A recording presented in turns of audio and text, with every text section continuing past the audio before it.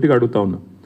ప్రజల నుంచి 20,000 కోట్ల రూపాయలు తోలు వలిచి వసూలు చేయడానికి మీరు వేసిన ఎత్తుగడ ఇది కాదా? మీరు చెప్పిన మాటల్లో విశ్వసనీయత ఉంటే, మీరు ఆనాడు ప్రతిపక్ష పార్టీగా మీరు చెప్పిన మాటల మీద మీకే విశ్వాసం ఉంటే, ఇవాళ మరి ఈ రకమైన ఎల్ఆర్ఎస్ కార్యక్రమానికి మీరు ఎందుకు తెరదీశారు?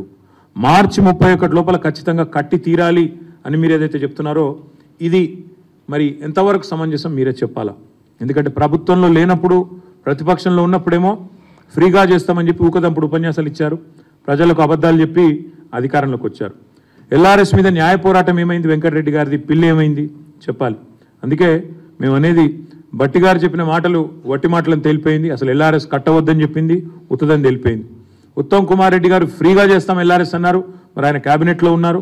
ఇవాళ ఆయన క్యాబినెట్, ఆయన ఏ మంత్రివర్గంలో అవుతున్నారో ఆ క్యాబినెటే ఎల్ఆర్ఎస్ కట్టాలని చెప్తా ఉంది. అదేవిధంగా సీతక్క గారు చిల్లిగవ్వలేదు ప్రజల దగ్గర అన్నారు, మరి వారు కూడా ఈరోజు సమాధానం చెప్పాలి.